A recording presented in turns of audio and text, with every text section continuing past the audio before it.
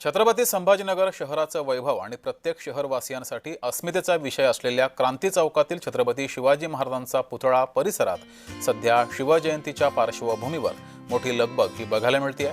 कोट्यवधी रुपये खर्चून उभारलेल्या या देशातील उंच अश्वारूढ पुतळ्याला आणि संपूर्ण शिवसृष्टीला आकर्षक रूप देण्यासाठी रंगरंगोटीचं काम हे युद्धपातळीवर सुरू आहे। याचा आढावा घेतलाय आमचे प्रतिनिधी विजय चिडे यांनी। पाहूयात।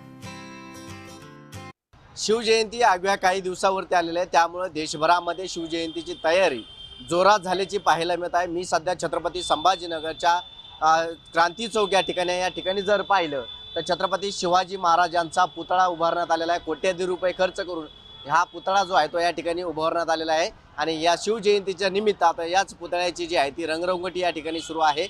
19 फेब्रुवारीला या ठिकाणी मोठी जोरदार जयंती जी आहे ती देखील साजरी केली जाते। त्याच पार्श्वभूमीवरती आता प्रशासनाच्या वतीने या ठिकाणी छत्रपती शिवाजी महाराजांचा अश्वरूढ पुतळ्याला रंगरंगोटी करण्याचं काम जे आहे ते प्रगतीपथावरती आहे। 2 दिवसांमध्ये या ठिकाणचं रंगरंगोटी काम आटोपल्यानंतर या ठिकाणी विद्युत रोषणाई देखील प्रशासनाच्या वतीने शिवजयंतीच्या निमित्त केली जात असल्याचं आपल्याला पाहायला मिळत आहे। सध्या जर पाहिलं तर प्रगतीपथावरती हे काम जे आहे ते सुरू असल्याचं पाहायला मिळत आहे।